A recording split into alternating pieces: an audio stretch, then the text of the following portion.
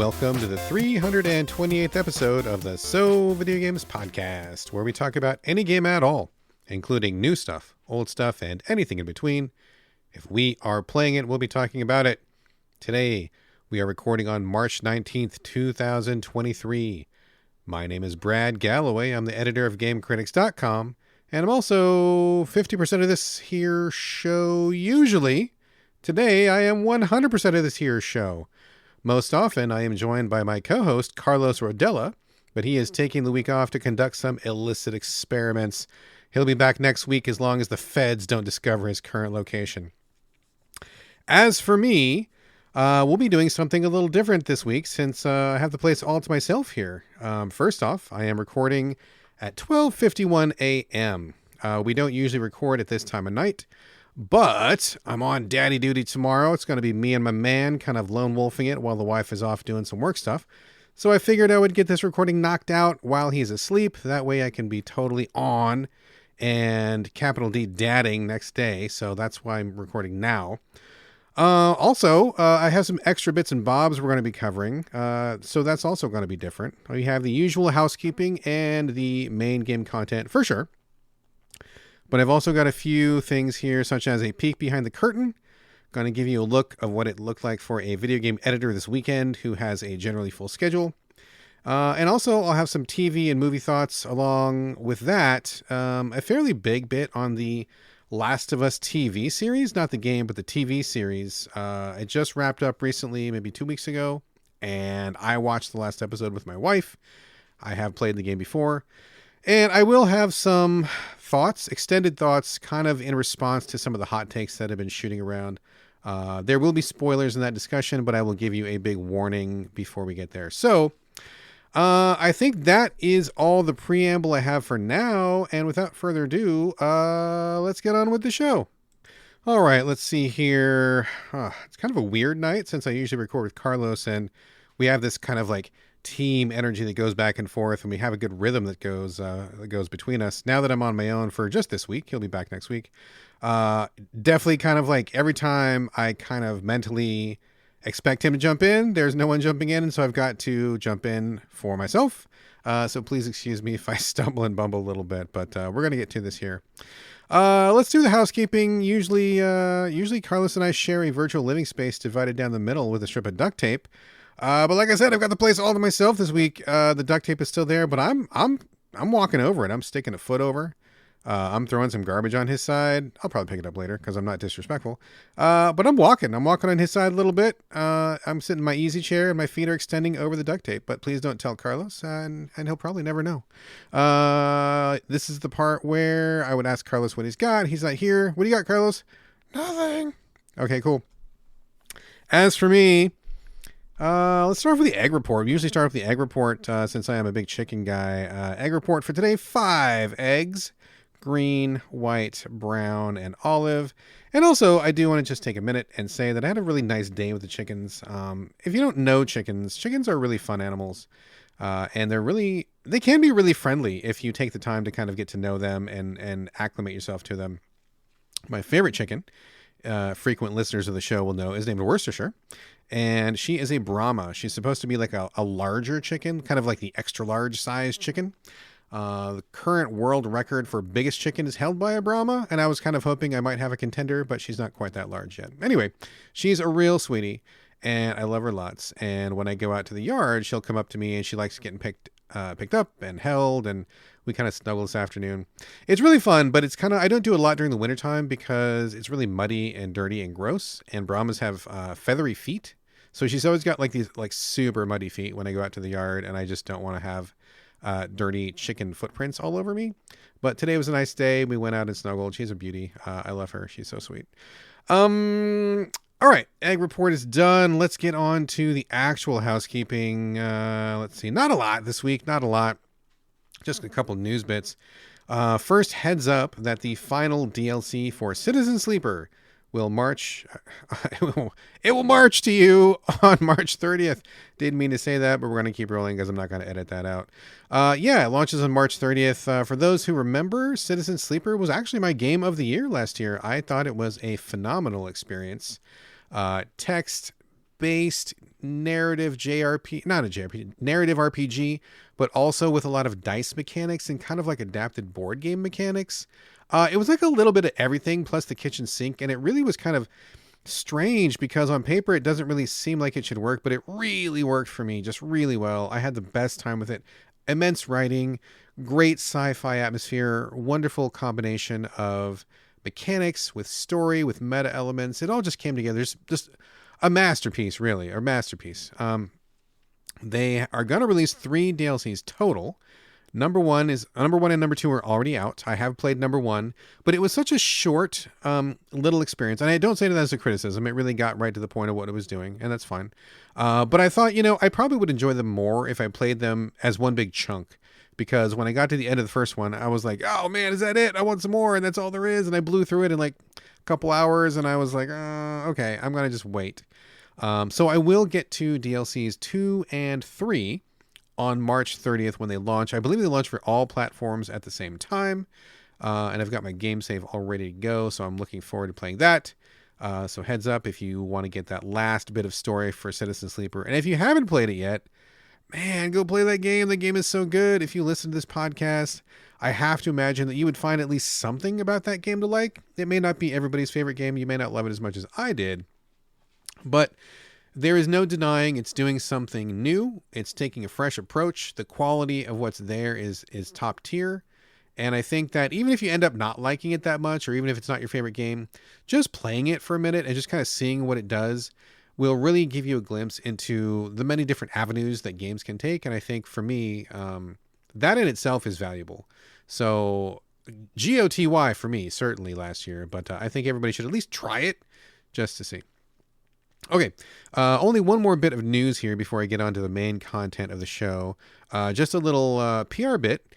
There's a game called The Kinderman Remedy coming Q3. So this is really early news. And honestly, I don't generally often talk about news this early because, it's just so early. A lot of things could happen between now and then. There might be delays. There might be changes. Who knows? But this one I felt like was worth mentioning because if you remember last year, one of my favorite games, I believe it was on my top 10, was called Ravenous Devils. And this was a video game remake of the Sweeney Todd IP where, the demon barber of Fleet Street murders rich, well-to-do people in his barbershop, and then they make pies out of them, cannibal pies, that kind of stuff. Musical, it's also a movie. It's a pretty well-known property. So they made a game out of that. They called it Ravenous Devils, and it was a 2D ant farm sort of time management game. I'm not familiar with that title as a genre, the time management genre. But that's what the developers and / publishers were calling it. So basically it's like you have to make in that game in Ravenous Devils, you have to make a certain amount of meat pies. You have to kill a certain amount of people. There's only so many hours in the day. So you're often trying to go back and forth managing things. Can you make enough pies? Do you have enough resources? Are enough customers coming in? Manage the shop? Are you making enough money?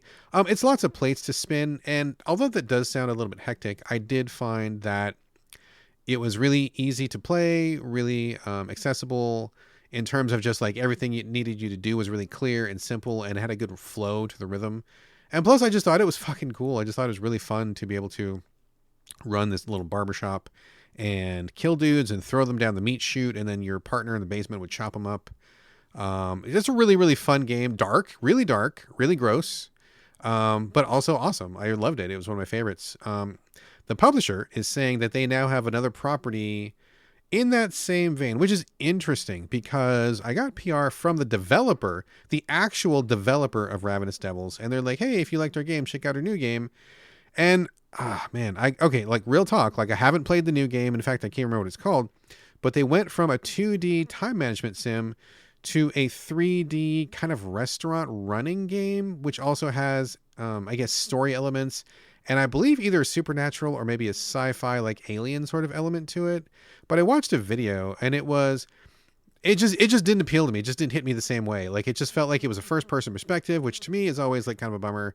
The person was like cooking food and serving it up and taking orders from customers. And at the same time, there's a narrative running in the background. And like, I don't think that making the food was the fun part of Ravenous Devils. To me, it was managing the shop overall. Like you have murder going on upstairs, you've got cannibalism happening in the basement, you're serving people at a restaurant in the middle, you've got herbs growing on the roof for your recipes. I mean, you're kind of doing like all sorts of little things, and it was all just kind of like do this, do this, do this, do this, and kind of jump back and forth. But this other video of their new game, it kind of looks like you're just managing a restaurant in first person. Almost looks like one of those cooking simulator games where you take orders from people and cook to order and then serve that up. And those are okay. I mean, those are fine. They're not like really my jam. And it just feels like a big departure from what they did last time. And again, I feel kind of churlish for saying this, but I don't think that developers should make the exact same thing every time. I'm not saying that. I don't want them to make the exact same game. But for me, what I liked about that first game, I'm not seeing a lot of that in this video. I could be wrong. I could be totally wrong. Maybe it's going to be my new favorite game. Who knows? But I was a little bit bummed to see that. So with that in mind, when I got this PR from the publisher, not the developer, but the publisher for the Kinderman Remedy, that looks very much like what Ravenous Devils was like. And I'm like, okay, cool. I only played one of those last year, one time management game out of the entire year. I'm ready for another one. I would like to play another one. And that's what this one looks like. It's another 2D ant farm situation. Another time management situation where you always like, you got stuff going on in different rooms. And what this one is about, it looks like there's some kind of a, I don't know, zombie experiment or something. I wasn't quite sure exactly, like maybe a Frankenstein-ish kind of experiment where a doctor's killing people, taking the body parts, making the monster bodies, and kind of doing back and forth. And it looks like they also have like a clinic front that they're kind of operating out of. So maybe you're kind of like doing the same sort of Ravenous Devils thing, but rather than making meat pies, you're making meat people, I guess. So I don't know more about it than that, but it looks really interesting to me, and I'm going to put that on my radar. So definitely get that on your radar as well. And check out Ravenous Devils if you haven't. I believe it's a pretty low priced game. I think it was like $5 or $10 or something. I played it on Xbox. I thought it was awesome on controller. Really good stuff. All right. That is all of the housekeeping I have for this week. I think I'm just going to get on over to the main content of the show. All right, let me take a look at the agenda here. I've got 3 games on deck this week, although I actually have more than 3, but just 3 in the main content here. Let's start with Perseverance, the Complete Edition. I had not heard of this one before, but it's on Switch, played it on Switch. It's also on PC. I don't know if it's on the other consoles, probably, as things are these days. So this is a visual novel. What attracted me about it was the art style. The art style is kind of a cool comic book sort of a vibe. Good illustrations that caught my attention, and it seems to tell some sort of a post-apocalyptic zombie story. And if you listen to the show, you know I'm a sucker for zombie stories. I do love zombie stories. I love zombie content. Although it's weird because I don't really like the gore or the killing or anything. I think it's more about the survival aspect that I appreciate, or like humans overcoming tough situations and kind of struggling and banding together, which we know they don't actually do in real life. That's a crock. It's fiction. But I do like those stories. And so that's what drew me in. Zombie story, visual novel. Haven't played a good one of those in a while. And plus on the Switch. So the publishers were kind enough to send me a code. It was Feardemic. So thank you very much to that. Appreciate it very much. And I will say up front, unfortunately, I didn't really get on with this one too well. For a couple reasons. First of all, I've mentioned this on the show many times, but when I get to a visual novel, I want it to be something that really leverages the electronic medium. I don't want an ebook. I don't want to just be reading text all the time. I want to see animation. I want to see choices. I want to see dynamic backgrounds. I want to see, I don't know, just something that really takes advantage of the situation of being on a handheld or on a console. And I do not feel like this one really takes advantage of it. It's really basically just mostly reading, like 98% just straight up reading. So it's kind of like a novel or just a book. And I don't want that when I do a visual novel. I want something that is more than that. So that part was kind of a bummer. I will say the art was, some of it was pretty good. I did like some of the art. But I do believe this game was made not in America, which is fine. I love games made outside of America. But I had some issues with the translation, and if you're doing a visual novel, that's the bulk of the experience is what you're reading. And if the translation is not spot on, that's a problem. I don't know who they did the translation, but most of it was generally fine. But there were definitely some weird phrases and weird, just structures in the language where I'm like, this is clearly not a native English speaker because this seems strange and it's kind of taking me out of the experience. So that part was kind of a bummer. But also more than that is that I had some issues with the content itself. I felt like some of the stuff was borderline kind of racist and kind of sexist, and I didn't really get on with it. Part of this issue is that, if you're writing a character who is supposed to be unlikable for a certain reason, or you have a specific reason for covering some of this content, that's fine. Like, I mean, I think that there can be compelling reasons in a narrative sense of why you're writing a particular character as likable or unlikable, and that's okay. But when you're doing something like a visual novel like this, I feel like in general the player kind of assumes that they are the main character, and that wasn't exactly the case here, but it kind of did still feel that way. Where the main character is this guy. He has a daughter and he has a wife, and in the very beginning chapter of the game, the zombie apocalypse hasn't happened yet, so he's kind of just going about his life. And I just really didn't like this guy, like, at all. Like, it was really kind of repellent. For example, he goes into like a 7-Eleven or something, and there is an indigenous person working there, and he calls him fucking chief. And I'm like, are you kidding me? Like, in 2023, you're calling the indigenous character chief. Not even once, but like multiple times. And the guy in the shop didn't even really object to it. And I'm like, this is a pretty obvious red flag that this is not something that is really cool these days. In terms of him talking to his wife and daughter, he was also saying some like vaguely sexist stuff where the wife has a career and she wants some support, and he's just like not having it. And he's just like saying some stuff like, it really kind of repellent to me. Like, I didn't like this character at all. I didn't like feeling as though I was kind of like him, even though I wasn't. And I just was like, this is not clicking for me a bit. Plus the questionable translation, plus the fact that it's just like basically a novel. These things were all negatives, right? On top of that, the text is too small and there's no options to adjust the text. And it's like, this is a visual novel. Most of what you're giving me, 98% of what you're giving me is text. And if this text is too small, that makes for a 98% unpleasant experience. So, I would be up for more zombie themed visual novels on the Switch. I don't think that's a problem, but I feel like Perseverance Complete Edition just did not get the job done for me. Too many check marks in the negative column and not a lot in the positive one, other than the art and I guess just the basic premise. So this one was a no-go for me. I noped out pretty quickly, and I would have a pretty hard time recommending this to anyone else. So that is a thumbs down on Perseverance Complete Edition. All right. What's next? Okay, next we have Pronty, Pronty, Pronty. This is a 2D action-heavy Metroidvania sort of thing where you play a little fish person underwater. It's kind of a sci-fi, I don't know, weird kind of post-apocalyptic, but also sci-fi sort of thing. Some bad stuff is going down underwater. You're like a little fish dude, and you are tasked with like taking care of business down there. You are kind of at this remote outpost, and you're getting training from these little robots that are they look like little laptops or something, that are training you. Stuff goes sideways pretty quick, and then you're left to your own devices after that. You have a buddy with you who is like a robot fish. So you are an actual fish person, like a mer person, but your buddy is a robot that is in the shape of a fish, and he's got like a needle for a nose. I don't even know. I mean, it looks like a real fish I've seen before. But I don't know the actual name of that fish. It's probably something dumb like needlefish, probably. But he goes around with you, and then you have to go through these like, Metroidvania 2D levels, and you swim the whole time. So I think that's kind of cool. I dig that, you're not jumping, you're not platforming, you're swimming the whole time, which is a nice little spin on things. I think the art is pretty cute.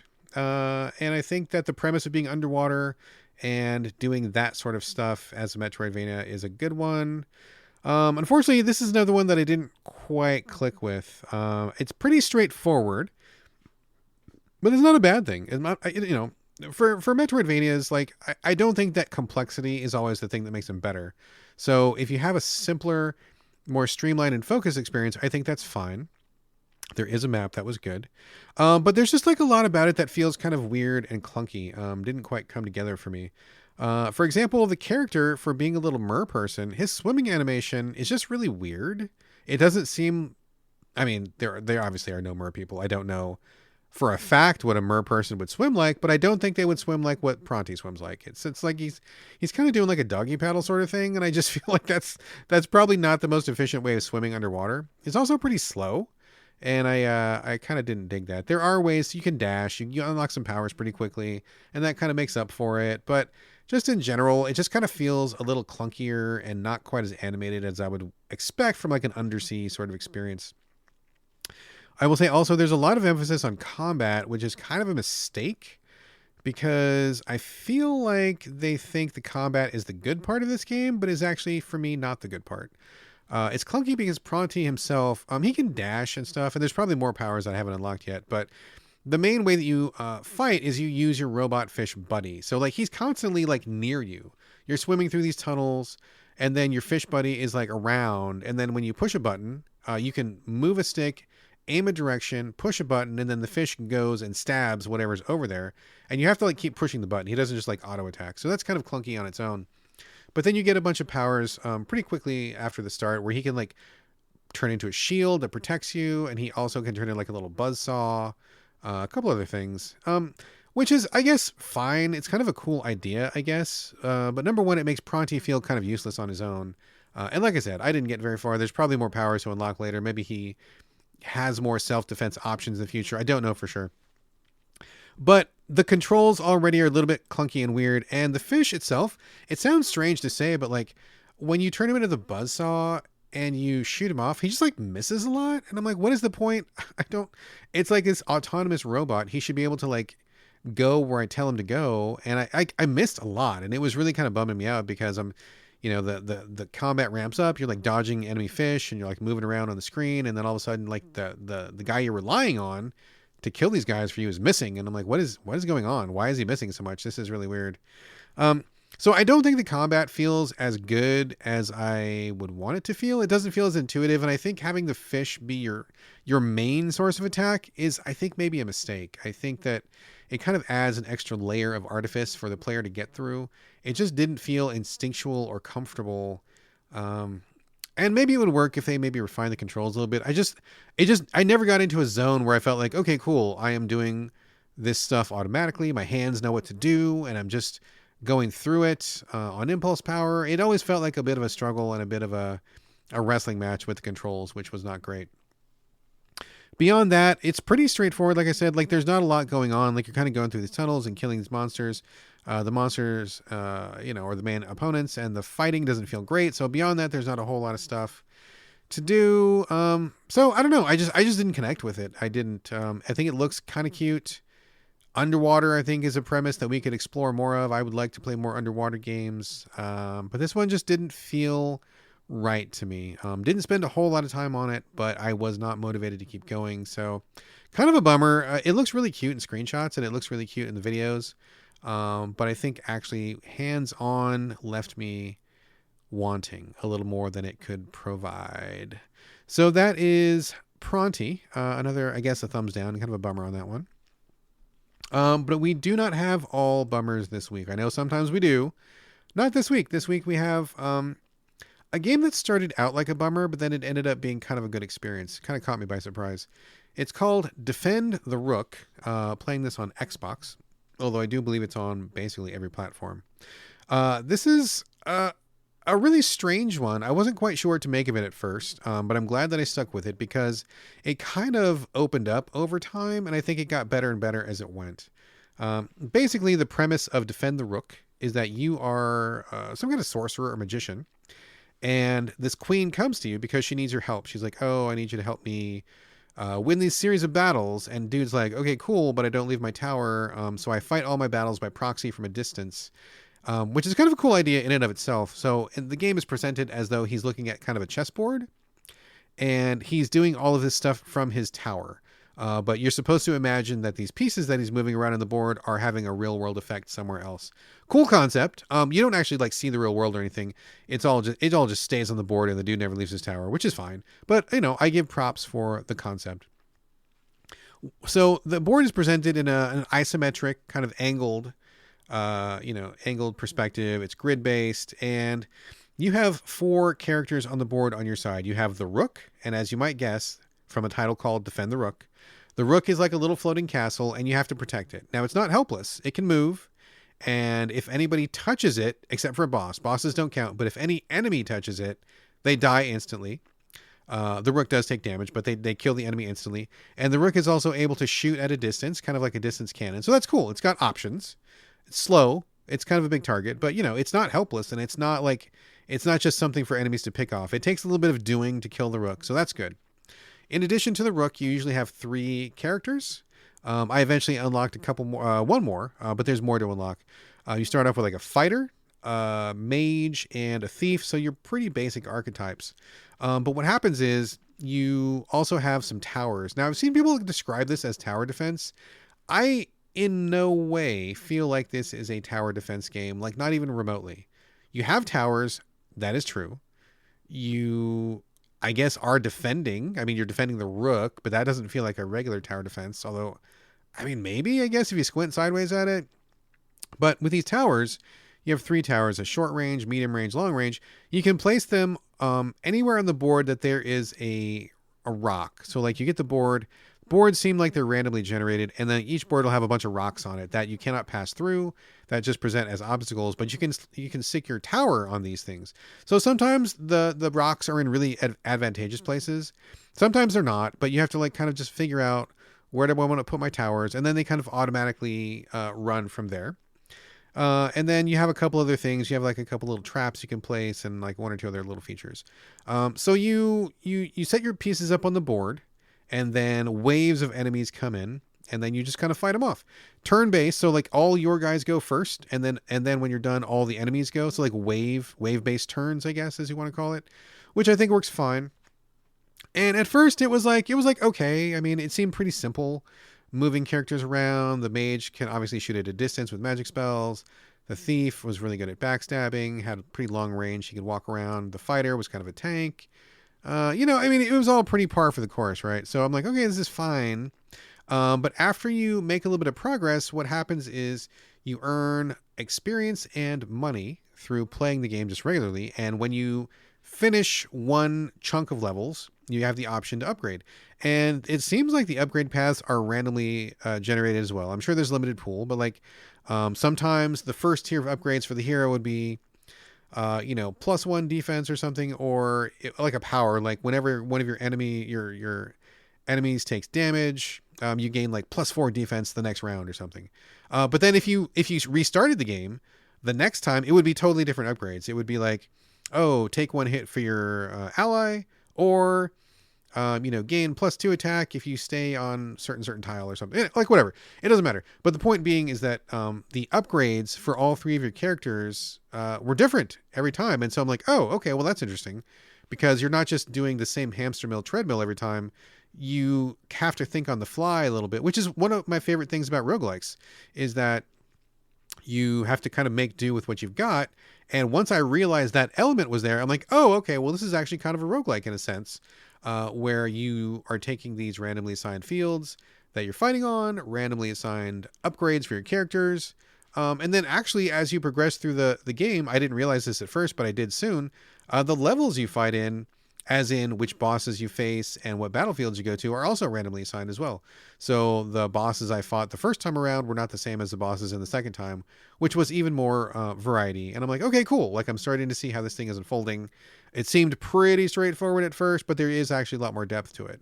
So I appreciated that. And I also appreciated that as you go through the game, your characters, depending on the upgrades you get access to and also how you upgrade them, can become pretty powerful. I got a pretty good thief build going, where he starts off as just like your regular backstabby dude, but by carefully upgrading him, I was able to have him pass through any obstacles, so he was not able to be stopped by the rocks on the field or by enemies. He also, every time he walked through an enemy, he did damage to them for his full damage value. So if there was a cluster of enemies, he could walk through each one, and he stabbed each one as he was passing through. He also would throw a knife from anywhere on the board to an enemy if any of the enemies fell into his trap. He could reset traps by standing on them to reuse them again. And he did like one other thing where, oh yeah, like if one of the towers got attacked, he would warp to the tower and defend it. So like by the time I did all these upgrades, I mean, he was like a wrecking machine. He had like all this like upgraded attack, like 2 or 3 times more than what he started with. He was attacking 3 and 4 times around based on what enemies were doing. And it was really cool. It was fun because I'm not going to say that it was broken, but he definitely got to be kind of OP, but in a good way where I felt like my choices were paying off and I was enjoying how effective he was. There were also, similar upgrade paths for the warrior and the mage. At one point I had the mage like doing AoE attacks for all of her attacks. And then every time she attacked, the towers on the field would also attack. I mean, it was kind of silly to the point where like my turn would start and then like all of this like automatic damage would happen from the towers, and that would trigger the mage, and then the mage would trigger the towers back. And it was just like this like rain of fire down on the enemies. It was pretty cool. Like, I think it was really fun. There are multiple difficulty levels. So anybody who thinks this doesn't sound like enough of a challenge, I mean, whatever. I'm not here for the challenge. I'm here for fun. This to me was really fun. And I appreciated being able to kind of look at these characters and figure out what was the best way to kind of to break them in a good way. Like, I wanted to really take advantage of their abilities and have some fun with it. So that was good. That was already good. But then once I finished a couple rounds, I did finish the game as in the sense of I finished all the levels, but there's more to do. There's a ton of stuff to unlock, and you can even do like ascension. So I don't know if you're familiar with the ascension concept, but in a lot of run-based games, once you complete the game, they realize you probably want to play more, or there's more things to see, more things to unlock. And so they let you do an ascension, which means you can, in some senses, you take your character and all the upgrades you've got, move on to the next like difficulty tier. There might be new challenges, new bosses, but you're not doing the old stuff you just did. You're doing like a new level of difficulty, new challenges. So that's fine. There's a bunch of ascensions. I don't know how many there are. I wasn't interested in more challenge. I was just really having fun playing with the characters. That was good. But I did unlock another character who ended up being a samurai, replaced the warrior. So you can only ever have the Rook plus 3 characters at any time. But I got rid of the warrior. I mean, he was fine, but I just wanted to see what the samurai had. And it was pretty cool. The samurai, like the first turn, every time they got attacked, it was like an automatic parry. They took no damage and attacked the enemy. They also shrugged off the first attack in terms of damage. They had a lot of supplemental abilities like protecting their teammates, or if you went on a rampage, as if you attacked every single turn, like their attack would go up every single turn as long as you kept the offense up.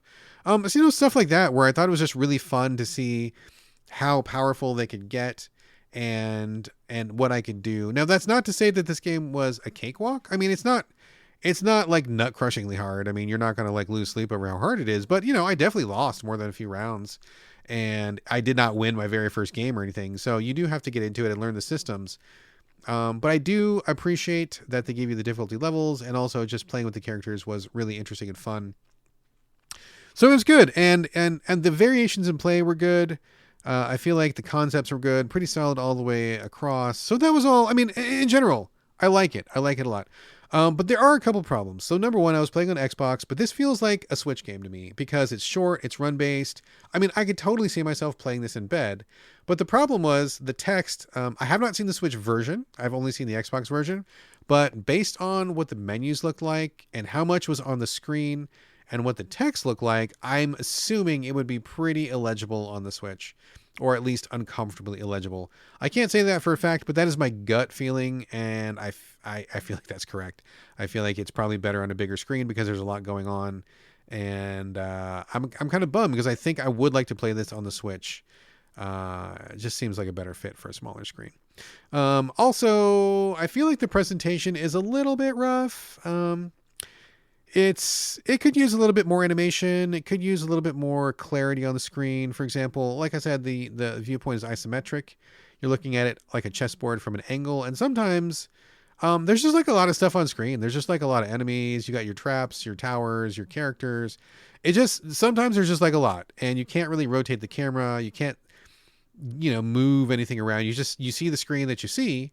It's pretty static. And so sometimes it was pretty busy, and I thought that was like, it could use a little bit better visibility. But other than that, I feel like it was pretty good. I mean, I kind of, I appreciated it more the more time I put into it.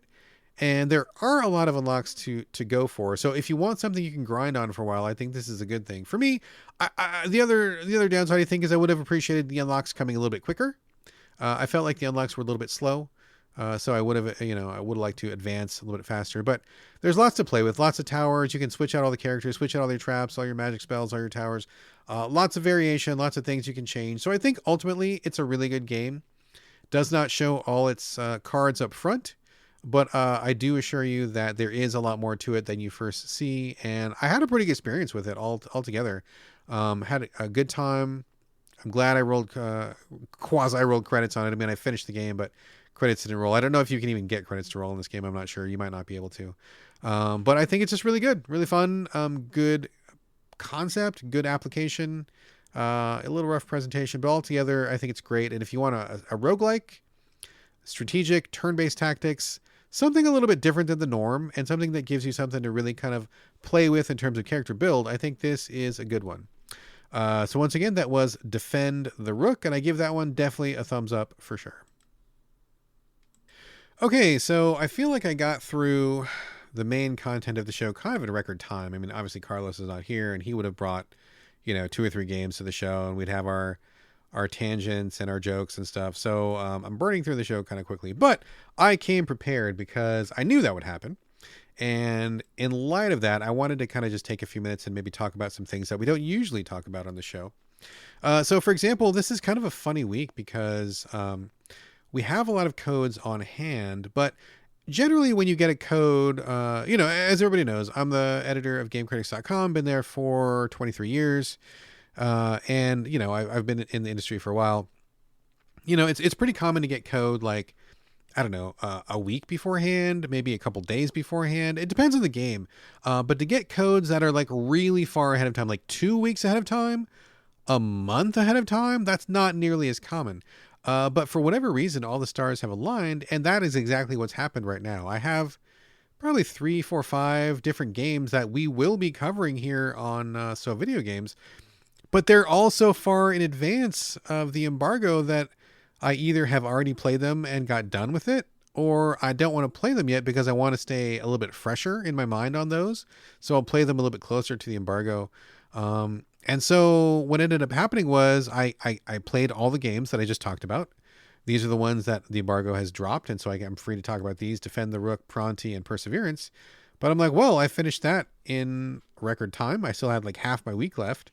And even today, I had like basically the entire day with nothing to play.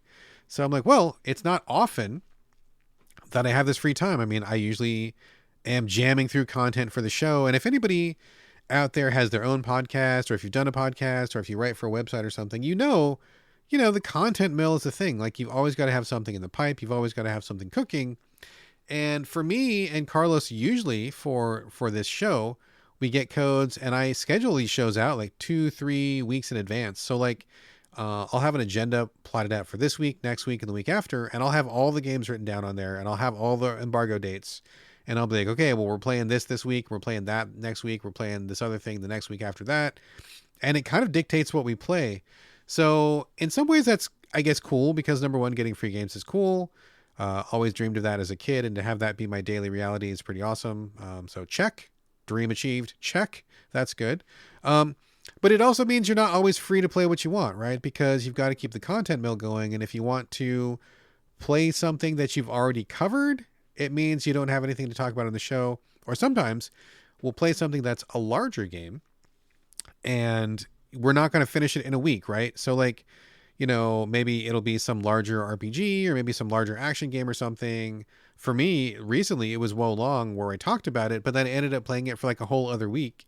And I didn't want to talk about it again because I didn't really have a whole lot to say, but I was still playing it. Like, I was enjoying it, wanted to finish it, had a good time, and I did finish it. My review is up on GameCritics.com right now, 8 out of 10.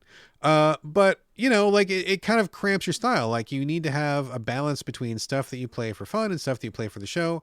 And to be perfectly frank, I feel like that balance has not really been balanced for me lately. It's been mostly for the show. Not only because there's a lot of stuff to cover, but also because I have other gigs outside of Game Critics, right? So like I work with my wife. My wife has her own agency that she does stuff for, and I kind of help her with that. I do freelance gigs directly. I just recently did the Logitech G Adaptive Esports Tournament. You might see me there. I've got some other projects going. I'm also a mentor for people who are in my same field, not game related, but otherwise. And so, also I'm a father. I've got a 13-year-old kid, and we homeschool, and so I've got that going on. And chickens, I've got chickens, and I've got dogs, and so there's always something to do with my time. It's pretty rare that I find myself sitting around going, I've got nothing to do. What should I do? That almost never happens, right? But it does happen sometimes, almost as often as we get like a blue moon. And today was that day. I like I said, we got these games ahead of time, got those knocked out for the show. Kid was good. He was just kind of chilling. Chickens were fed. Wife was doing her own thing. And I'm like, okay, well, I've got basically the entire day to play whatever I want. And I don't have to play anything. So now is a good time for me to kind of go through my backlog. And I'm going to be honest with you folks. I didn't have anything that I was really dying to get to. So I have a lot of stuff in the backlog. I'm sure you all do too. Quite a bit of stuff. I mean, it's kind of shameful how much stuff I got in the backlog. So I was taking a look at this stuff and thinking, okay, I don't have anything that I really, really, really want to get to. I mean, I do, but I don't want to start anything huge right now. I was kind of in the mood just to do a little sampling. And I don't know about you guys, but I get in these moods sometimes where I'll save up a bunch of games. I don't know. Maybe this is like an editor thing, or maybe this is like a reviewer thing, but I'll save a bunch of games. Like I'll buy them on sale. Like, get something like for $1, $2, $5 here and there. And I'll just save them. And I'm like, this game looks interesting. I would not have paid full price for it, but I would pay $2, $3, $4, $5 for it. And then I'll just save up a bunch of those, and then I'll just wait for a day like today. And I'll like, okay, I'm not convinced that all of these games are going to be my jam, but I did gamble a couple bucks on them, and I'm just going to go through them one by one to see if any of these stick. And I'll give them each a shot. And if they don't stick, then okay, no problem. I just burn through them and get them off my hard drive and whatever. But if I do find something, then it's great. I bring it to the show, or I keep playing it, whatever. And today was one of those days. Today was one of those like burner days where I just lined up a bunch of stuff that I got on sale, and I just went through it one by one by one by one. And I'm going to just tell you about what that day looked like for me. So starting off, it was mostly an Xbox day today, I think. Almost all Xbox, which was fine. First thing up was Nuclear Throne. I have heard about this game for ages, and it was never on sale. It's a 2D top-down roguelike that I've been wanting to play for a million years. I think it came from Vlambeer, I believe, Rami Ismail's company. I'm pretty sure that's what it was. Anyway, really well-received indie 2D roguelike. I love roguelikes. It was kind of a twin-stick shooter sort of a thing. Very curious about this one for a long time. Finally got it on sale after a really long time. I mean, a couple of years at least. And gave that a shot, and I just didn't care for it. I just did not like it. The a lot of weird effects going on screen, which I found to be kind of unpleasant. And I'm sure that at the time it was maybe fresher and more exciting, but I feel like in the years since its release, I've played probably a dozen games that are just like it but different, and it didn't really click with me in terms of what it was doing. I think if I had played it at the time it was new, I probably would have got into it a lot more. But like I said, I've played a bunch of stuff that is basically the same since then, and it just did not stick with me. It just didn't seem to offer anything I hadn't seen already a bunch of times. So bailed out of that pretty quickly. Moved on to Atrio, The Dark Wild. This is one where the screenshots looked absolutely interesting and captivating. I don't even know what kind of game this was. It just looked so fascinating from the screenshots. Like this weird kind of dystopian, dark, I don't know, just like this strange imagery, like kind of robotic, kind of not. Is it a factory? Is it a platformer? I don't know what's going on, but just like the name and the pictures just really sold me. I think I bought it for $2, $3, $4. And I'm like, I don't know what this is, but I'm going to try it because it just seems really fascinating. Long story short, I still don't know what kind of game it is. I have no idea. I have no idea what I played. The tutorial was awful. One of the worst tutorials I've ever seen, where this game looks like really unconventional from the start. So you don't really even have a point of reference to work from. And you have this little character who's got like a VR gauntlet on his hand or something, kind of an isometric perspective, top down. And the tutorial is you're left to wander in this area, and the instructions are on the ground, like written on the ground. And so you start by instruction number 1, which says move with the left stick. Okay, got it. But then you don't really quite know where to go. You soon find number 2, and then it really quickly gets into this whole like, oh, this is a thing, and move this thing and drag this box and put this thing. And I'm like, wait. I don't even know what's happening here. Like, And I'm supposed to progress the tutorial by walking, like physically walking through the space without it making sure that I know what I'm doing and without really being clear about what it's trying to tell me. And so I just kind of wander through the tutorials. They're all written on the ground. Then I'm like, okay, I don't quite get what's going on here. I'm not even sure what I'm supposed to be doing. So that was a miserable tutorial. I did not figure out what I was supposed to do. And at that point I was like, I just don't care. I spent $2 on this game and I'm already frustrated and I'm already confused, which says to me I don't have much to look forward to after this point. So fuck it. Deleted that thing, did not look back. I couldn't even tell you what kind of game it was supposed to be. So that was a bummer. Moved on to something I've had my eye on for a while, which was really intriguing to me. It's called A Place for the Unwilling. This is another one where I didn't know a lot about it, but the screenshots were really compelling. I think the title was also really compelling, just really kind of enigmatic and interesting. And again, got it on for sale. Got all these for sale. So it's kind of another isometric 2D game where you play a person whose friend has just killed themselves, but they are talking to you in a dream, and they want you to come to this faraway city, take over their business, and save their family and save the city. And they're very vague about what's all going on, probably because they're dead. So I guess in that sense, any information is pretty great. But you get there, and oh man, it just does not get off on the right foot. It just is one of those games where they want you to kind of just figure everything out for yourself, and they do give you some tutorial, which is better than the game that I just played before this, Atrio. But it just wasn't enough of a start. Like, it's just really slow. I'm just trying to figure out what is the rhythm of this game. I would have appreciated more of a good beginning just to kick things off. So what I think was intriguing about it was there is a cosmic horror / Lovecraftian element buried under the surface of this. Like, you're not fighting Cthulhu. There's no tentacles off the bat or anything. Like, it's very creepy. Everything is unsettling. Everything is strange, and you have to kind of just go around and figure out what's going on. You read the newspaper to find out the trends of the city. You have to earn money by buying and selling items, which to me was a huge bummer because I never want to do that. That is the most boring thing in the world to me, is buying low and selling high in a game. That sucks.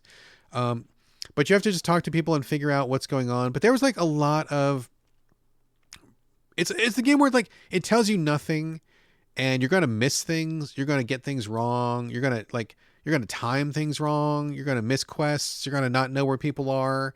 And they want you to just kind of sally forth and just kind of get through it. And whatever experience you have is what you have, which I guess is okay. But honestly, I didn't feel like I even had found my feet at first. And so I was just like, okay, I want to know what I'm doing. What's the most important thing? Do I need to do the buying and selling now? Why is this not in a friendlier interface? There's a lot of walking around the city, which I think is dumb, although I come to find out later on that timing your travel is a big part of the game because they know you don't have enough time to get to everywhere. The city's huge. And so just figuring out what you're going to do and where you're going to go is a big part of your day, although I didn't realize that at first until it was too late. And then I realized I had fucked everything up and I didn't want to start over. So that... I'm just not in that kind of space anymore. Like, I don't feel like I have that much room in my life for those games where they're like, we know what's going on, and we're not going to tell you. And if you're a very diligent player who really wants to get into our game, you'll uncover this for yourself and figure it out. And I'm like, no, fuck you. I've got, excuse me, 85 kajillion games to play. I'm a busy editor. I got a busy life. And if you want me to get into your game, I mean, I'm willing to meet you halfway. But I'm not going to do this thing where some person somewhere knows what they want to do and they're just giving you a slice of that vision and they hope that you find it compelling enough to go all the way and to dig deep and to figure out the puzzles and to try and error and try again. And I'm just not in that space anymore. Maybe I would have been when I was 16. Maybe I would have been when I was 24. But I am 47 now and I do not have time for that bullshit. So this game, unfortunately, was not for me, despite the fact that I like the premise. I like Lovecraft stuff. I like the graphics. It's got a good vibe to it. I think the vibe to it is really perfect and on point. But I'm just not going to sit through this kind of go nowhere mechanic where I'm just wasting time and I don't know what I'm doing and I'm not getting anywhere. And I especially don't want to buy and sell. That's just fucking stupid and boring. So, yes, I have definite thoughts on that. And those are my thoughts. So bummer. I thought this one might be it, but it was not it.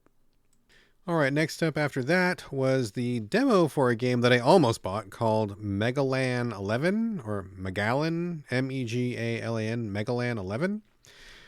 This was I'm not even sure, some kind of a survival game where you have a couple of aliens who crash land on a planet and then they need to survive. You've got to work together, do some team mechanics. I don't think it's multiplayer. I think you just kind of manage all the aliens on your own. They're these cute little chubby dudes with giant fishbowl helmets. It was pretty appealing looking. Kind of abstract, where just the land is kind of orangey and you're kind of doing these chores. I wasn't sure exactly how this was going to play out, and I'm glad that I tried the demo rather than bought the game because I thought it was fucking terrible. Basically, worst intro ever, where there's just like a lot of talk. You can't rush through it. You don't know what's going on. There's nothing happening on the screen. They're just forcing you to get through this like dialogue of people going, "Oh, we're crashing. Oh no, fix the ramostat and pump the gas and float the flagels." And it's just really boring, just dumb stuff that doesn't mean anything. And then you crash, and then you have to walk to a base. And I'm like, well, why we crash landed on this planet? Why is there a base? Who is it? Our base? Is it a random base? Like, what's going on? I don't understand what's happening.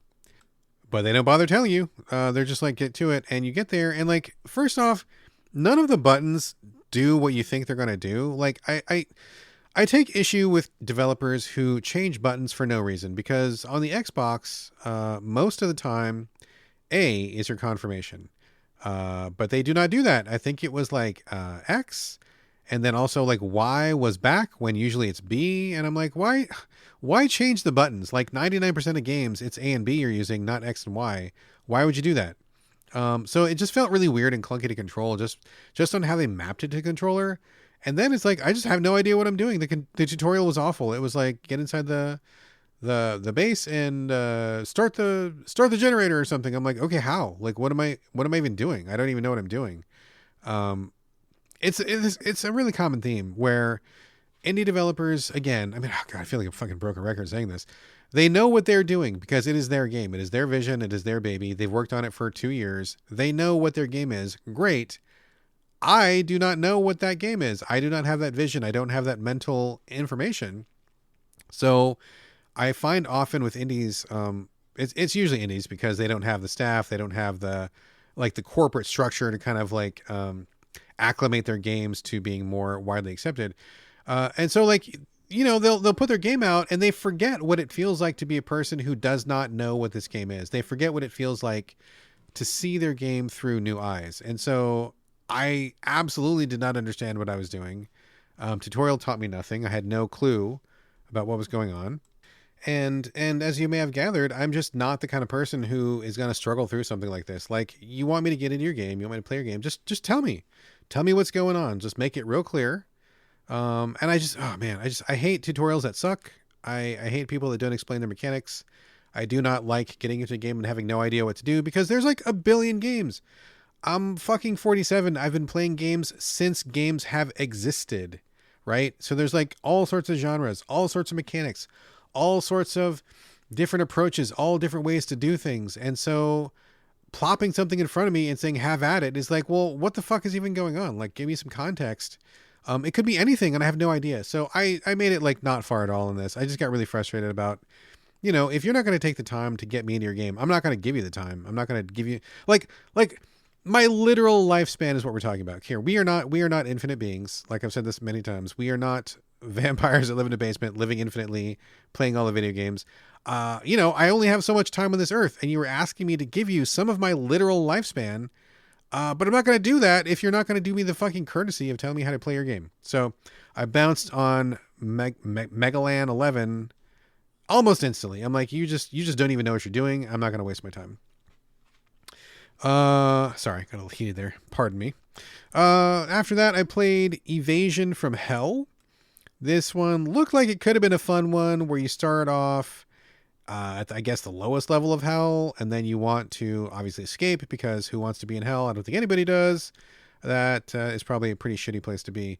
So it looked like a first-person platforming game, which is already kind of problematic from the get-go. But I like the concept of escaping from hell, and I figured, oh, you know, I do like to jump, I like to platform, and sometimes it's done well. You never know. Sometimes it works.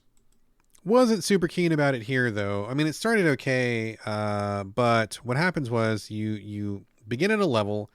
Level design is already kind of unclear from the get-go, where I'm not exactly 100% sure where to go, but I figured out pretty quickly. Start making the jumps. I do the first couple jumps, no problem. They do not explain literally anything, and so you have to grab these little boxes suspended in the air, like Mario style, like question mark boxes kind of thing, which is weird. I mean, you're in hell, dude. Like, maybe do some hell theming, or maybe do some appropriate visual design. Like, it's just like you're in this snowy area, and then there's a box floating in the sky. So you grab the box, and you have to figure out that grabbing the box lets you jump again. So they didn't tell you that. I mean, I figured it out pretty quickly, but okay, weird. But then I figured that out. Get to the next couple platforms. There's a pretty far jump. I miss the box. I fall to my death, and it sets me all the way back to literally the beginning of the level. So I don't know if there's checkpoints later on. I sure as fuck hope so, because it would be hell to have to play this game and never have any checkpoints. But I tried it again a couple times. I missed some of the jumps because, again, first person platforming. And I'm like, okay, no, I'm not, I am not going to be sent back to the fucking beginning of level 1. I mean, to be clear, I didn't finish level 1, but I'm like, I'm not going to be sent back to the absolute beginning just to do that whole shit over and just fall again and then go all the way back to the beginning. Like, no, I expected to be put back to like the last jump I missed, or maybe even the jump before that, or maybe the last 30 seconds or something.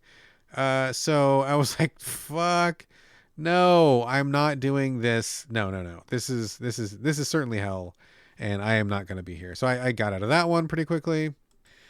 Let's see. What did I play after that? After that, I played an embargo game, which is not able to be talked about for another, I want to say at least 2 weeks. This one ended up being pretty good, which is kind of a bummer because I can't talk about it right now. It was a 2D platformer, kind of like a Metroidvania, but pretty light duty Metroidvania, which is fine. I don't really need those super, super deep Metroidvanias like I mentioned in the Pronty segment. Can't say much more than that. Can't tell you what it is, but I thought it was pretty good. Pretty straightforward, more focused on the action. And I will say the one thing that I really liked about it, the biggest pro for me about this embargo game was it was not a giant open world. It was discrete levels that were pretty small. And so you didn't have to manage this giant fucking map about how the map connected to each other and how you get from point A to point B and all this shit. Like, you know, there's a million roguelikes, or not roguelikes, I'm sorry, million Metroidvanias that do that. And it's okay to do something different. I think it's okay to just change it up a little bit. So I really liked the discrete level-based approach. Thought that worked well. Cool graphics, good controls. It was fun. I don't know that I'm going to stick with it because I don't know that I'm in the mood for that exactly right now, but I thought it was really well done, and I think that people would like it. But I cannot tell you what it is right now. We will talk about it in next week's show. Nope. In 2 weeks. Oh, God, man. It's so strange we're getting all these codes so far ahead of time. We'll talk about it in 2 weeks. So we'll get there. After that, only one more game. So imagine, so again, this is me playing all these games in one day, right? Like playing these, this sucks, moving on, delete. Play the next game, this sucks, moving on, delete. So that's what my day was, basically. Final game of the day was Mr. Prepper on Xbox again. I had high hopes for this one. I really did, because as I mentioned earlier, I really like the 2D ant farm style of play. This is one where you are a guy trapped in this kind of like shitty town where the government is like really breathing down your neck. They want you all to be good citizens and love the president and, you know, be patriotic and do what we say and be our slave sort of thing. And so your guy wants to get out of here, right? Which makes sense. I feel that right now. So you start the game with your house is already built, and you have to dig a secret room underneath your house. You've got a workbench, magical workbench where you can craft all sorts of things. I should probably get a workbench for myself. I wonder if I can craft things in real life if I got a workbench myself. I bet I could craft a couple things. I don't know that it's as magical as they make it look in games. But you craft a workbench, you dig a hole underneath your house, and you hide it with this little hatch so you can get into it from your living room, and you cover it up with a rug. Otherwise, you've got a little master plan, and they walk you through it. And I'm like, okay, cool. I could go for this. I could go for this ant farm like sim thing where you're building rooms underneath your house, you're collecting resources, you're crafting things with a time limit. You know, again, kind of like the time management genre. But again, I bounced out of this one, and it was kind of a bummer because I felt like it was almost there for me, really close. But the problem was like it was asking me to do too much. I think there's a fine line when you're doing one of these management games where you want to have some nice details, you want to be able to dig in a little bit, but for me, I don't want to get too crazy deep into it, right? So, for example, you have a sleep meter and a food meter, which is fine. I mean, that's pretty expected. But I felt like both of those were dropping pretty quickly. And especially with the food meter, you had to go to your refrigerator, open up the refrigerator. There's like a variety of foods in there. You have to get the foods out. Sometimes you just need some of them, and so you have to divide the stack of food. I don't need 4 cabbages, I just need 2. So I'm going to divide this stack of 4 into 2 stacks of 2, take the ones I need, then I go back to my stove, and then there's like a series of recipes, make sure I have the right vegetables, and then I need to go to my sink and get water from the sink, and then bring the water back to the stove, and then put the water and the vegetables into the pot and cook it, and then you eat it. That was a lot of fucking steps just for like basic sustenance, right? And it didn't even fill my food bar all the way up. And I used up all of my resources for soup. And I'm like, okay, now what? I am already faced within the first minutes of gameplay with running out of a vital resource that I need to continue. And I don't exactly know how to get there to do it. Now, one of the first tasks of this game is like, oh, they want you to have a farm, like, I don't know, like a hydroponic, marijuana style farm underneath your house where you can grow food to be self-sufficient. Great. And I'm guessing that's why they thought you wouldn't need more food in your fridge, because they would get you off and running. But it's like you have to make a ladder to get down to where your house was. And I think I ran out of resources to make the ladder, and I wasn't sure where to get some. And then it was dark and I needed to make a light, but I didn't have any glass to make a lamp, and I wasn't sure where to get some. And I'm like, well, it's dark. I can't get down there, so I can't plant my dirt to get my cabbage growing underneath my house. And then I ran out of food, and I'm not sure where to get more food.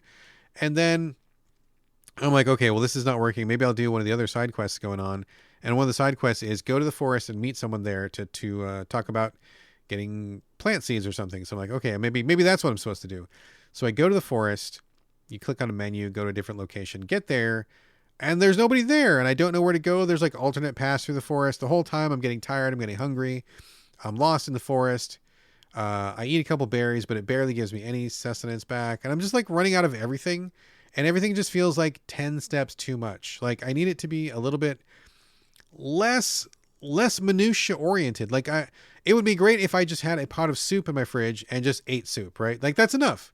You got food. You got to keep that food meter up. I get it.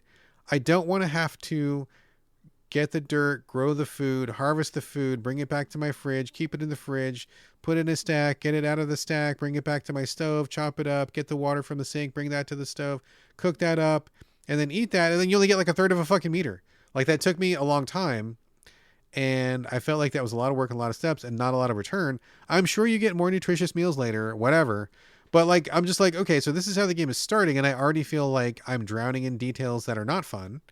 And it's too much already.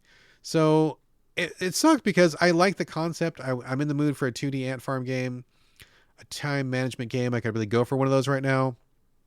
But it just was, I was already getting the sense of like, this is going to be way, way, way, way, way more detail oriented than I want it to be. It just goes down the rabbit hole too far for me, which is kind of a bummer. So I got out of that one and then I was done.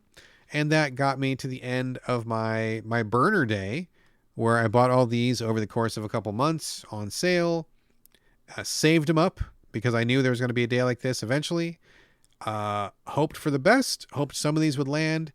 None of them did, but that's okay. That's what happens. If I really thought they were going to stick, I probably would have gotten to them sooner. I think all of these were like 50-50 at best. And again, I bought them on sale, so it wasn't like a huge loss. I mean, I don't like to waste money. I'm not a money waster.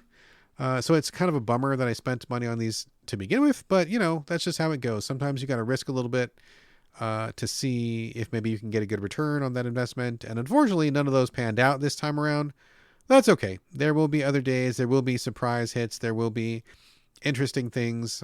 This is just par for the course, basically. And I would be lying if I didn't say I had a lot of other days like this where I'll just sit down, get a cup of coffee, burn through 5, 10, 15 games in a day, and none of them stick, and that's just the way it goes sometimes. That's just part of being a busy video game critic. So there you go. That was a little bit of a peek behind the scenes of what my burner day was like and the stuff that I do to help find content for the show and for GameCritics.com. Okay, so that is the main portion of the show. There's the extra portion. At this point, I would like to give shout outs to people who have retweeted the show. I'm always grateful for that. Shout out to Zolbrod. Shout out to Christoph Minnemeyer, who is Dr. Funfrock. And shout out to Adderblack39, our always hero. He always retweets. Thank you very much to all of you guys for sharing. It is very much appreciated. Also, if anybody would like to give us a review on like iTunes or Stitcher or any of the podcast apps that you listen to, that would be great. And there is a little bit left in the show. We're not quite done here yet. We always do the one last thing before we go, which is not video game related, but it's always TV and movie related. And that is absolutely what we're going to talk about right now. All right, so one more thing before we go. Actually, two more things. What have I been watching this week? Oh, Poker Face. Poker Face, starring Natasha Lyonne, is on Peacock.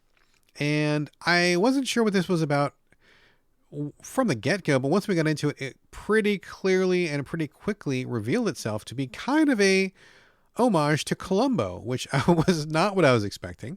Kind of surprised by this. I hope that people listening to the show are familiar with Columbo. I mean, he's on a lot of memes.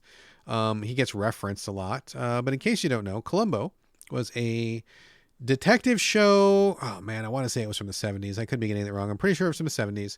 And it was starring actor Peter Falk, who also played the grandfather in The Princess Bride. And he played a bunch of stuff in the 70s, early 80s. A pretty well-known dude. But the Columbo thing, for those that don't know, he was a detective and he was real sharp and he always caught the guy. But his thing was he played dumb all the time. He had this big brown trench coat, had this rumpled trench coat. He had a cigar, I believe. He had some messed up hair. It looked like he was kind of just like rolling out of bed or something. Did not seem like somebody that you would have to really watch out for, but he was surprisingly sharp. And so his shtick was he would just kind of bumble around and ask these like random questions. He always had a reason for asking, but it always came off as really random because he was trying to get the bad guy off guard. Like he's always trying to catch a murderer or something. And so he'd always be like, oh, what about this? And what about this? And then he'd go to leave and he'd like, oh, wait, one more thing. Sorry. And he always just seemed like he didn't have his shit together. And people always like really thought that he was just this bumbling fool. But then by the end of the episode, it revealed always that like all the questions he asked had a point and that he was actually lulling the crook into a false sense of security. And he always got his man at the end of the show. And it was just, it was a thing. Big thing. Super popular show. I've watched it many times when I was younger. My grandma loved it, and I'd watch it with my grandma. She is gone now. But we had many good times watching Columbo and Peter Falk. So obviously other people love Columbo as well. And I think probably Natasha Lyonne liked Columbo. We started watching the show on Peacock, and from the get-go, it was like a shock because the font they use for the show, I was like, wait a minute, this looks like 70s, early 80s font. Maybe that sounds really weird, but like I've got a pretty good eye for fonts, and the color and the style of the lettering was like, what the hell? This is like a throwback. What's going on? That's so strange. They would pick this. Soon after it's revealed that she is also like a schlub. She's very much like Peter Falk in Columbo. She dresses in these random, really bizarre outfits. More on that in a second. And she kind of just walks around, asks these random questions. Seems like she doesn't know what's happening, but she's really, really very sharp. And there's also a magical realism hook to the show. Well, I guess maybe not magic, but anyway, her shtick is that she knows with 100% certainty when someone is lying. Now, she may not know what they're lying about, and she may not know what it's in reference to or anything, but if someone says like a direct statement, like, oh, my name is Carlos Rodella, she'll be like, no, you're lying. I know that's a lie. Oh, well, my name is Brad Galloway. Okay, that's true. Like she knows, I guess, just from like reading people's tells or just a vibe. They don't really go into it too much in the show, and it really doesn't matter. It's kind of just like a premise to get the show going. So knowing that she 100% knows for a fact when someone is lying, that's what kind of kicks off every episode. They also start each episode with a murder and then kind of then go back into a flashback, and then they go forward. So you always see the crime first, and you know exactly who did it and why. or how. But then you have to figure out how she's going to catch them. So the real show is, it's not a whodunit. It's a how do you catch them sort of a show, which is interesting. I can't remember if Columbo did that or not. I wouldn't be surprised if it did. It's been a long time since I've seen it, but it's really interesting to know everything up front. You know what's going on. You know who the murderer is. It's just about how does Natasha Lyonne put those pieces together, and how often does her power of knowing when someone is lying come into play. And it's cool because she doesn't always rely specifically on that. Like, it's not just she's a human lie detector the whole time, because people lie about stuff all the time and about many different things. And so there's a lot of static going on. She's also just really clever. Like, she knows people and she can put pieces together really well. And she often thinks about things. And so I think it's a really cool show. The other thing that I think is really cool about it is kind of the rumpled aspect that I mentioned earlier. She is not sexy in this show at all. Like, she's not playing this with sex appeal. Her hair is fucked up and looks dirty. She like lives out of her car. She wears like these random weird clothes. Like, she is not in any way trying to be sexually appealing to anyone. And I think that's incredibly refreshing, because she is just a female person who is doing her life and going about her business and solving crimes. And at no point is like a low cut top or, you know, high heels or anything part of that. She is just a person. And I think it's so awesome that we get to see someone of the female persuasion in this light, where they are not concerned about the male gaze. They are not concerned about looking hot. She just gets up, rolls out of bed, whatever hair looks like, it looks like, and whatever sweater she's got nearby, she puts on, and she doesn't fucking care what it looks like. And she's a wreck, but it's awesome because that's what people are. That's what people do. And it's really refreshing to see a female character on screen who not only is smart and capable, catches the bad guys every single time, but also is just not about the sex appeal, which is just, it shouldn't be a revelation, but it kind of is a revelation. So I think that's awesome. I love that very much. I think the show is great. We are burning through episodes, and it sucks because we're going to be out of episodes before even a week. I mean, I think we're watching like 2-3 episodes a day and just really, really enjoying it. I think Natasha Lyonne does a great job. They've had a lot of guest stars, like really famous stars from the 80s usually, just kind of pop up, and you're kind of like playing spot the cameo kind of a thing. And they also have a lot of really cool little jokes in the writing. For example, there's a lot of references to other things. In one of the episodes, they reference the USA TV show Burn Notice. They say that someone is a Michael Weston, and if you've seen that show, he's a detective who's also a spy. Cool show, loved Burn Notice, and it was cool. They gave a shout out to that. They name check like Christopher Cross, who was like a musician in the 80s. There's a group of people who they call the Fletchers, which is a reference to Murder, She Wrote. The main character of that was Jessica Fletcher, played by Angela Lansbury. They reference Okja, the Korean movie, which was a great movie. And so that has a big role to play in that particular episode. So they do a lot of like these meta references to where if you are up with pop culture or older references like 80s pop culture, you're like, oh, they're name dropping all these things, and it's so cool that they're kind of like tying these things, and it almost feels like they live in the same world that we live in, which is kind of cool. So definitely a thumbs up to Poker Face. I wasn't sure what it wasn't sure if it was going to be my jam, but the whole family is digging it, and we're going to be out of episodes before the next time I record So Video Games again, which will be a bummer, but hopefully it'll get renewed, and I think it's great, so check that out for sure. Now, this brings me to my spoiler warning. The only thing I've got left in this show is to talk about the end of The Last of Us, the TV series. Watched the whole thing with my wife. After that, it reignited a lot of the takes, the hot takes, the bad takes, the weird takes, and it's a really contentious topic, specifically the ending. It was notorious for sparking a lot of controversy when it was just a game, and now that the show has ended in basically the exact same way, a lot of that same controversy has popped up that I want to kind of just take a minute to talk about. So this is your spoiler warning. There will be no more content after this. It's going to be this topic, my talking about the end of The Last of Us, and then just the sign off. You're not going to miss anything if you bounce now. If you don't want to be spoiled on The Last of Us, the game or the show, since it's the same ending, please bounce now. Do not listen. If you don't care, or you've seen it already, or you played it already, or you just want to hear what I have to say, then please go ahead and keep listening. And of course, send in your thoughts and comments, your feedback. But this is your final spoiler warning for the ending of The Last of Us, which is both the ending of the TV show and the game. I'm going to give you a couple more seconds in case you are scrambling to stop this podcast from playing. And here we go. Final spoiler warning. Cool. Good. Okay. All right. So, excuse me. The Last of Us. Boy.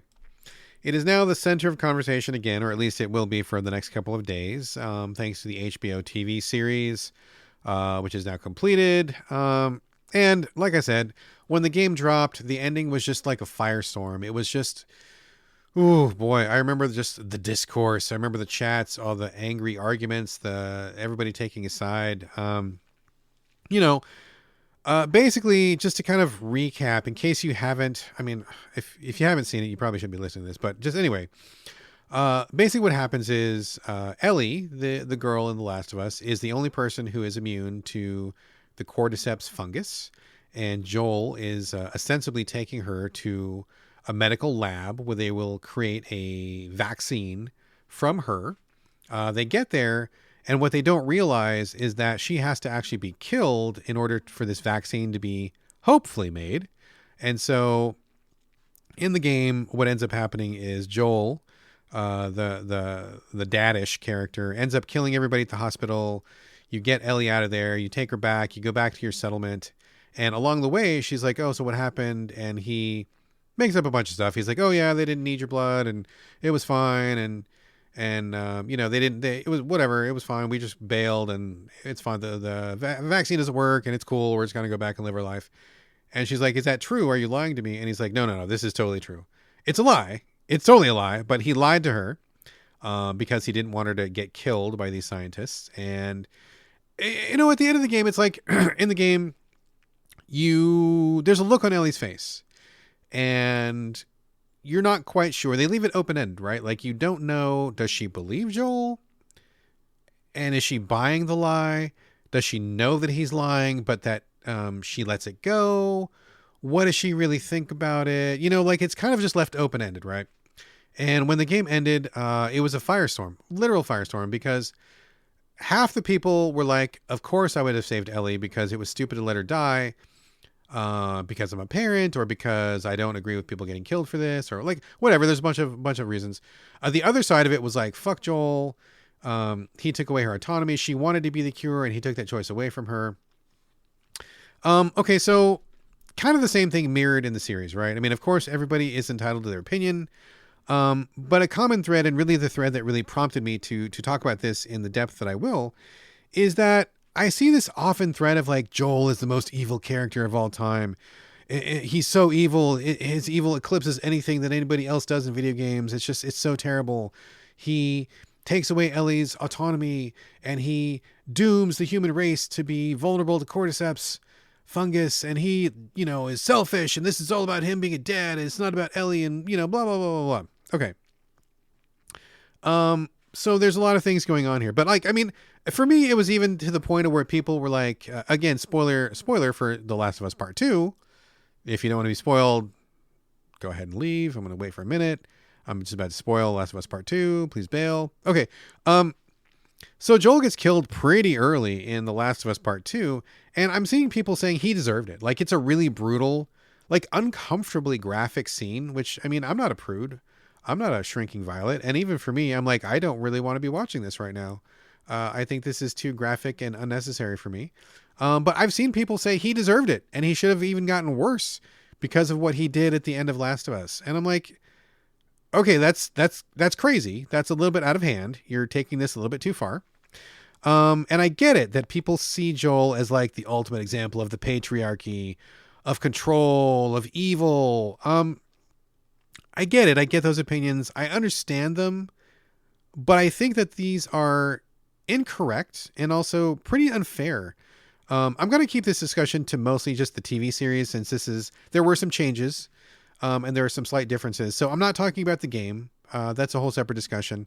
I'm going to talk about just the TV series here and about why Joel, I don't see him as the most evil person who's ever existed, and why a lot of this stuff is not as clear cut as people want to make it. It's not as black and white as they make it sound.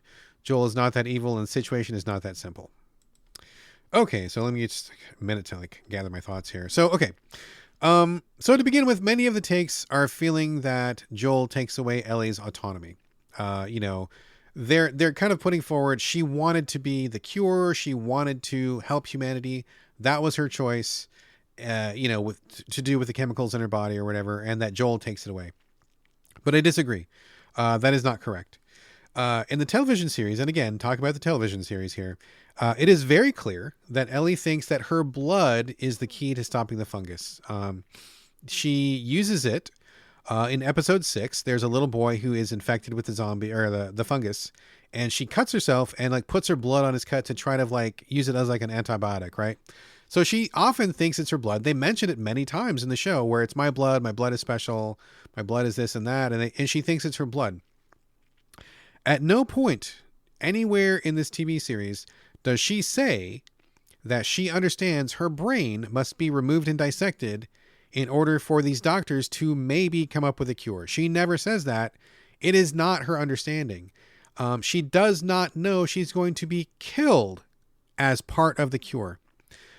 Further evidence, in the final episode of the series, Marlene, who is one of the Fireflies, who is one of the people who is getting the medical team together, who is going to be dissecting Ellie, she specifically says, clearly, and with no doubt, she kept the true nature of this procedure from Ellie. She did not tell Ellie she was going to be killed. She did not say she's going to be removing her brain and dissecting that. Ellie does not know at any point that she is about to die by going through with this procedure. With this information, which is incontrovertible, it is clear as day. There is no black or white. There's no gray about this. There is black and white about this. There's no gray. Ellie does not know. With knowing this as the viewer, there is no possible way that Ellie has enough information to make an informed choice. She has been lied to by the Fireflies and by Marlene and by the medical people. She does not know she's going to be killed. She does not know she is a sacrifice. She has not consented to this. When they are in the hospital in the final episode, the last thing we see, right before all the shit goes down, Joel and Ellie are coming to the hospital and they get knocked out by a concussion grenade. Somebody was like behind them and they threw a grenade. They both get knocked out. When Joel wakes up, Ellie is not in the room. She's already in like the OR operating room. She's already being prepped for surgery and she's already under anesthetic. She's already knocked out. So again, she has not talked about anything. We haven't seen any scene where she's going through with this procedure. Like the last thing we know is that she thinks her blood's going to be drawn and then she gets knocked out and then she is unconscious. So at no point have we had Ellie say, yes, I consent to give my brain to science or whatever. So before Joel goes on his killing spree of all the scientists and stuff, he wants to see Ellie. Like he wakes up, Marlene is there. He's like, hey, I want to see her. She's like, no, you can't see her. It's obvious that Marlene does not want to let him see her. He doesn't get the chance to talk to her. He doesn't want to give Joel the opportunity to talk to Ellie about this, to let her know she's going to be killed. By extension, she does not want Ellie to have the opportunity to say no, because if she did want Ellie to have the chance to say no, she would have told her what the process involved. She's had infinite chances to talk to Ellie before they go off on this journey about what this process would be, and at no point did she tell her. So Marlene obviously does not want Ellie to say no. And Ellie can't say no now because, number one, she doesn't know what's about to happen. And number two, she's already unconscious. So, I mean, real talk, I think a very solid argument can be made that if Joel had had the chance, after he wakes up from the concussion grenade, to go and talk to Ellie in the hospital and say, hey, these people are going to take out your brain. They think that's the way to get the virus antidote. Are you okay with that? I believe that you could make an argument that if Ellie was awake and if she said to Joel, hey, Joel, yes, I know they're going to take my brain out. They told me about this. I'm fine. I'm going to die. This is my choice. I think he would have been destroyed as a character, as a person, but I think he would have left. He would have left. He wouldn't have killed everybody. He would not have forced Ellie to go with him. She could have stayed there and she could have given her brain to science like like Marlene wanted her to. And that's what would have happened. I think there's a very convincing case to be made for that. But they take that away. They do not let Joel talk to her. Ellie does not know. Marlene tells Joel that Ellie does not know. So Joel knows that this is not consent in any way. So Ellie does not understand. He didn't even get to say goodbye. She has no chance to say no. So of course he is not going to sit idly by and let that happen. And anybody saying that this was Ellie's choice and that she is having her consent taken away from Joel is straight up just not paying attention to the reality of what was shown on screen. That's not what happened. Second point is that it's stupid for the doctors to kill the only living person that they know of who is immune. Are you fucking kidding me? Like, I am not a scientist, and even I know that is a fucking most bass-ackwards jackass decision to make. You do not kill the golden goose until you know how it makes the eggs. You should be doing all the tests possible. You should be doing blood draws. You should be doing x-rays. You should be doing whatever. You don't kill the only person because that person's dead. The doctors are not certain they're going to be able to make a vaccine. They don't know that for sure. They're going to hope. They're going to try. And if it fucks up and it goes sideways, you have literally no one else to run tests on, to do experiments with. A completely cockamamie decision. So I think from a scientific perspective, incredibly bad decision. It shows to me that these guys do not know what they're doing. The third point that I want to make here, excuse me, is that some people are upset that Joel has somehow damned humanity, right? Like by doing this, by killing the scientists, the only remaining scientists, I guess, in the world who are smart enough to make a vaccine, he stops the ability of there to ever be a cure. He says there will never be a vaccine, there will never be a cure because I killed all the scientists, and by extension, that means humanity is doomed, right? But number one, not only is the cure not confirmed, they do not confirm that they're going to do it. They think they're going to do it. They hope they're going to do it, but they're also going to murder this girl who has not given informed consent. Cordyceps is not the problem here, folks. The fungus is not the problem. It's the people. So what do I mean by that? Inside the quarantine zones of the show, where the humans are still living, they've erected walls, they've got barriers, they're living away from the fungus zombies. These people are treating each other terribly. There are fascist people, there are rebels that are doing violence, there are raiders who are killing and raping, there are cannibals, there are pedophiles, there's tons of people who are being shit to each other all the time. And you know what? They could be working together. They could be helping each other out. They could be working as a team. They could be supporting each other, and they're not. Cordyceps fungus is not doing that to these people. These people are doing that to these people. There is no reason the people in the quarantine zones can't be getting along, rebuilding society within their walls, defending themselves as a team from the fungus zombies, but they don't. Even if they did make the vaccine, somehow, and if they somehow mass produced it, and if they somehow wanted to distribute it to what? The raiders out in the wilderness, the cannibal encampments, the weirdos and the psychos. Even if they were to somehow make enough and distribute all the vaccine, that doesn't change terrible people into good people. It wouldn't change the fact that these people are committing atrocities to each other on a daily basis. That's just people. That is just human nature. Vaccine is not going to change that. If you don't believe me, take a look around your fucking window right now. We're in the middle of a real life pandemic, and we can't even get people to follow basic fucking procedures. People are having violence about wearing a mask. We're fooling ourselves about COVID and stuff, right? I mean, this is a real life situation, and we're already being shit to each other right now. And looking at the show, thinking that the vaccine will somehow, I mean, save what, right? Like, save what? These people are terrible people. We don't need the vaccine to help each other and support each other, and we are being miserable. So why would you want to save that?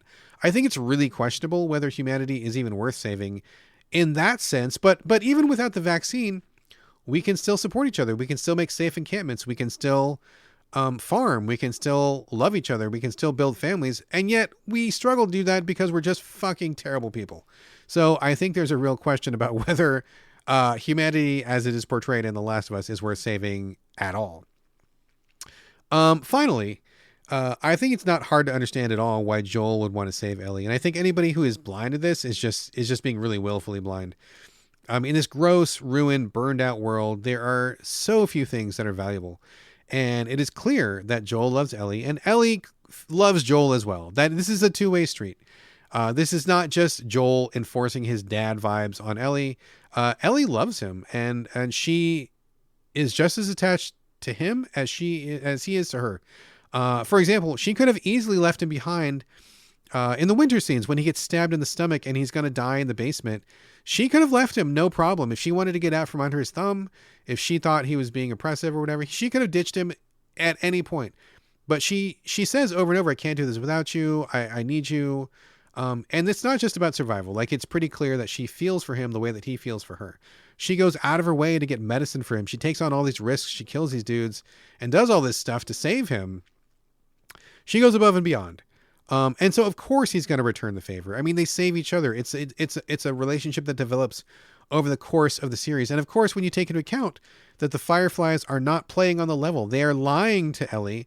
How in the world would he leave her to die with these motherfuckers when he knows for a fact that she did not leave him to die? She has already proven that she is just as much of a team player as he is, and they are a unit. How in the world is he going to be doing that? And you know, it's shitty too, because I see a lot of people bring up the argument that Joel is a bad guy. People are scared of Joel. He commits violence. Okay, fucking who doesn't commit violence in this world? It's a fucking terrible world. Like, all the shitty people doing shitty things to each other in every fucking episode, in every scene. Of course you're going to kill people. Of course you're going to defend yourself. Of course you're going to, you know, like commit violence and steal stuff. I mean, that's what the world is these days. And to act like Joel is like somehow worse than the other people doing other miserable things is just like incredibly like horse blinders. Like, you got to be kidding me. So, I mean, I'm not saying Joel is free from sin. He's not, okay? Like, he does bad shit, but everybody does bad shit in this fucking show. I mean, and frankly, the fact that he lies to her at the end of the episode, it does not sit right with me. That is the one thing that I really strongly disagree with him. I wish that would have done differently, right? I wish that he would have been straight with her, told her about what happened. I mean, it wouldn't have been as ambiguous an ending. I mean, it would have led the discussion in a different direction. But I mean, I think that would have been okay. I dislike that Joel lied to her at the end. So I don't like that. I feel like he was wrong to lie to her. But as far as the rest of it goes, I mean, people who crucify Joel for his decisions and somehow feel like he is the ultimate expression of patriarchy or the ultimate most evil character that has ever been in video games, and he deserves all the beating and death he got in the second game, I feel like you are not being fair. And you're omitting at least 2/3 of the situation in order to create these hot takes. Joel's not a perfect guy. Absolutely not. But to pin all this on him is just really wrong-headed, and it's just straight up incorrect. So that's my 2 cents. That's my hot take. Shout out to Sip the Juice from Twitter, who kind of got me thinking about some of these things and brought up a couple of these points, especially about the questionable nature of humanity being worth saving to begin with, which is pretty true. So thanks to Sip the Juice for kicking off that conversation with me and kind of leading me down this path to kind of come up with these thoughts. So anyway, now that is a show. This is the show. Hopefully you enjoyed it. As always, we'd love to get your questions and comments. Hit us up at sovideogamespodcast@gmail.com. We're on Twitter @SoVideoGames. We're also on Instagram, the @SoVideoGames Podcast. You can also hit us up individually. I'm not sure where to check out Carlos this week, so probably check him out on TikTok, check him out on YouTube, check him out on Instagram, maybe Twitter. I'm not sure where he's at. He's probably on all those things. He's a real busy guy. He gets around. He posts stuff all the time. You can probably find him there. As for me, whatever social media you're into, except Facebook, because fuck Facebook, but basically everything else, I'm around. Some more than others. Primarily Twitter and Instagram, but it's me, BradGallaway, all A's, no O's. And that's how you can find me on social media. So hopefully you have enjoyed the show. Hopefully you have not missed Carlos too much. I sure have. He'll be back next week, as long as the feds don't catch up with him. We'll come back with our 2-man show and cover some more games. But hopefully I did it justice today, and you got some value out of today's show, got some entertainment, maybe got a laugh. Who knows? But that's all I got, folks. I am dry. This is going to do it for episode 327? It is 328. Episode 328. Thank you for joining me, specifically. And we'll be back, the two of us, next week. But in the meantime, this is bye from Brad. And boy, I really didn't write myself a new exit. So I guess it's bye from me. And we'll catch you next week. Thanks for listening. See you then. Bye-bye.